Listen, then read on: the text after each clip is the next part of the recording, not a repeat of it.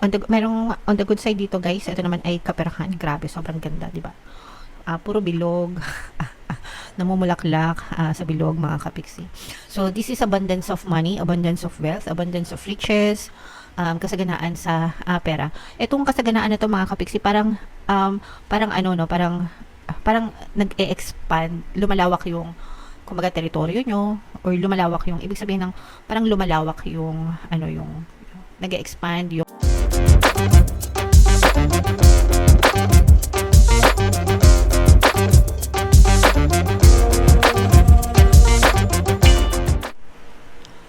hello guys, hello Libra, welcome back to Pinoy Pixie Tarot. Ang pamagat ng episode natin for tonight is mid-month kapalaran para ngayong October 16 to 31 para sa Libra, Sun, Moon, Rising, Sign, and Venus. If hindi kayo nakaresonate dito guys, try nyo panoorin yung video dun sa monthly Taroscope nyo for October. Baka nandun yung messages para sa inyo.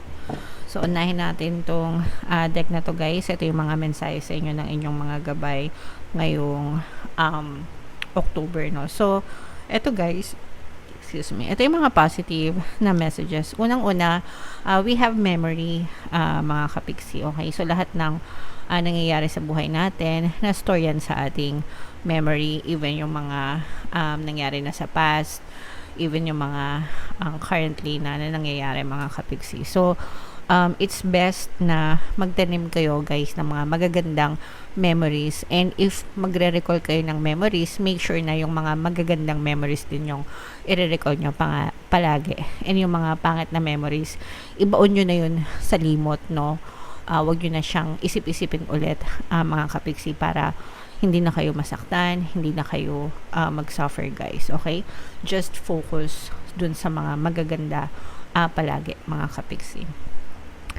And sabi ko nga guys, at saka tayo naman ay nakikiraan lang dito sa mundo mga kapiksi, no? Fact yan, and it's either mauna yung mahal natin sa buhay or tayo yung mauna sa kanila. That's why it's important na magtanim ng mga magagandang memories, para kahit sino man yung mauna man sila, mauna man tayo, palagi may mga magagandang memories na aalalahanin tayo mga kapiksi. Okay? And this is separate mga kapiksi. So ito yung pag-separate, paglayo, no? Sa mga negative, no?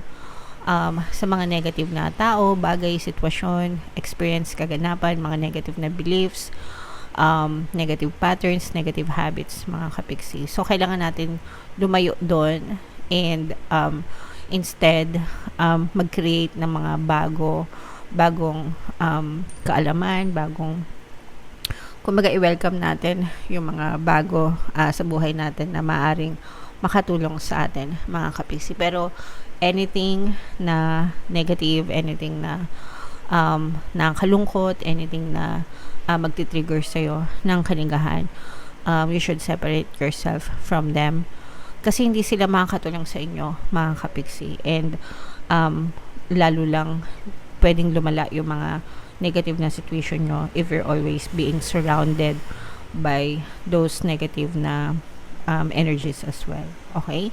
And you should focus on your healing mga kapiksi, no? So, ito ay paalala, reminder sa mga kapiksi natin, especially kung may mga sakit kayo, whatever kind of illness, mental, emotional, physical, sometimes spiritual mga kapiksi.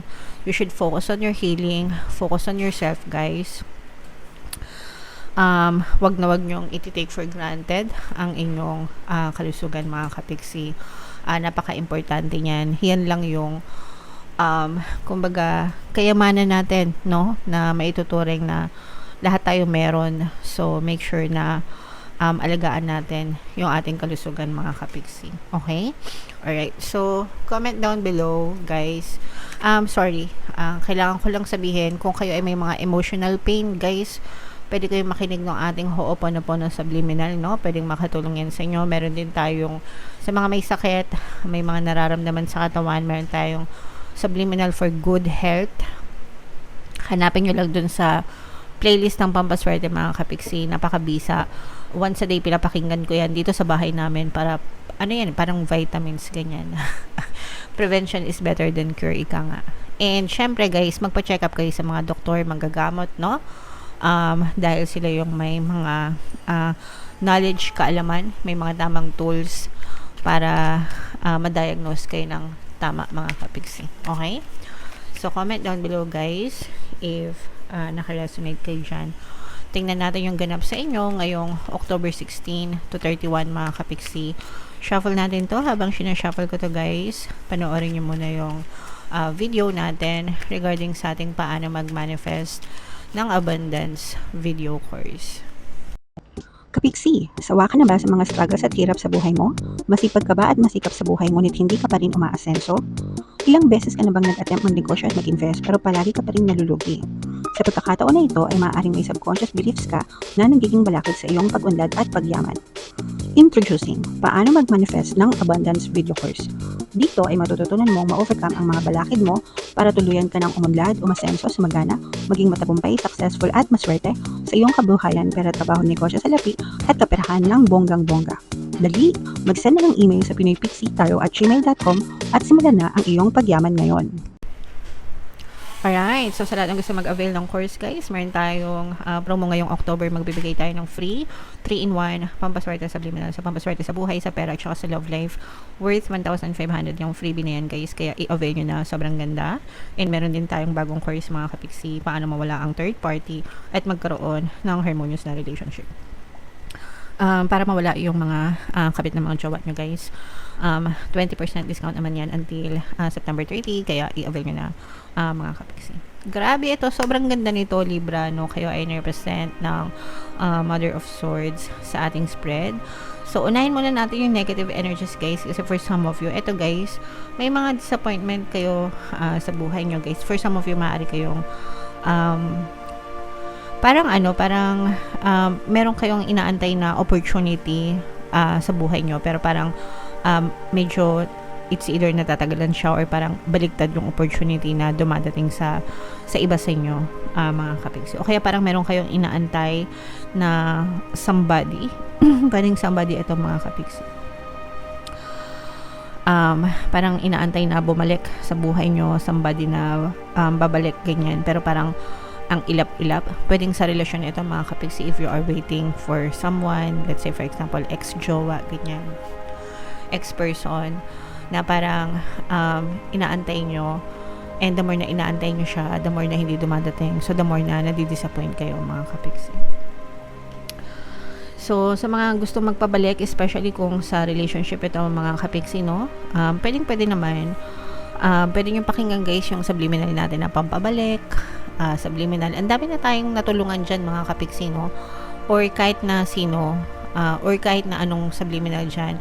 Wag nyong aalisin yung pampabalisa guys, tsaka pampamis na subliminal. Dapat palagi nyong kinokombo, tapos isama nyo pa yung ibang subliminal, kasi kahit na hiwalay na kayo ng person mo or hindi kayo nakikita, hindi kayo nag-uusap, basta pinakinggan nyo yung pampabalisa at pampamis, kahit hindi pa kayo kinokontak nyan guys, kahit nasan sila, kahit anong ginagawa nila, iniisip nila kayo and hinahanap-hanap nila kayo hanggang sa hindi na nila makayanan and talagang kukontak na sila sa iyo or gagawa na sila ng paraan, mga kapiksi.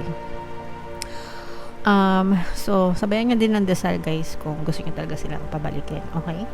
On the good side dito guys, ito naman ay kaperahan. Grabe, sobrang ganda, diba? Puro bilog namumulaklak sa bilog, mga kapiksi. So this is abundance of money, abundance of wealth, abundance of riches, kasaganaan sa pera. Itong kasaganaan na to, mga kapiksi, parang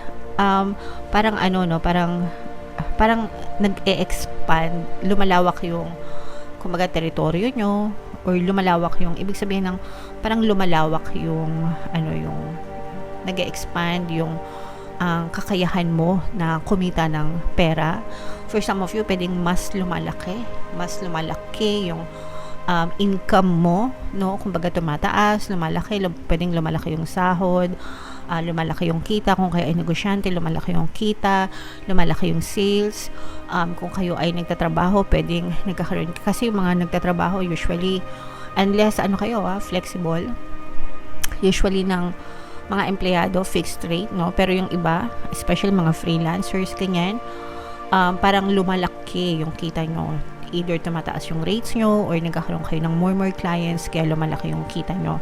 So parang tumataas, lumalaki, nag-expand yung kita nyo mga kapiksi. Naintindihan nyo ba? Sana naintindihan nyo. So parang balloon, kung dati maliit lang yung lobo nyo, ngayon malaki na siya. Parang air balloon na, parang nasa taas na. So yeah, i-mind nyo ito mga kapiksi kasi talagang lumolobo yung kasaganaan nyo sa pera, guys, no? So i-mind nyo yan sa comment section. Mine, money, more money, money come to me. Ayan, no? Tapos meron pang mga bagong opportunities pa. Kaya nga, ayan, no? Grabe. Kaya nga sabi ko sa inyo, guys, lumalaki, lumolobo, no? So for some of you, maganda na yung status nyo sa kaperahan, tapos more blessings pa yung dumadating, and may mga opportunities pa, no? So i-mind nyo yan, guys, lahat sa comment section. Grabe naman ito, Libra, parang ano na, pinapak nyo na yung kasaganaan sa kaperahan, mga kapiksi. Although for some of you naman, guys, maaari kayong maka-experience ng mga blessing in disguise, no? Pag sinabing blessing in disguise, parang challenge, problema, may mga loss, no? May mga mawawala sa inyo, guys. May mga losses na ma-experience kayo, kahit anong klaseng loss yan, guys. Pero yung loss na yon, ibig sabihin, pag may nawala, may mawawala sa inyo, pero mapapalitan siya, marireplace siya ng mas maganda, mas malaki, mas bongga, mas garbo. Okay? So that's something na you should look forward to, mga kapiksi. And you should trust the universe, guys, kasi parang nagkakaroon dito ng divine intervention. Ibig sabihin, nakikialam yung mga spirits, no? Para mas mapaganda yung buhay mo, mas maging successful, mas maging sagana, mga kapiksi. So grabe, sobrang na-excite ako para sa inyo. Hindi ko alam kung naramdaman nyo. Sana na-excite din kayo.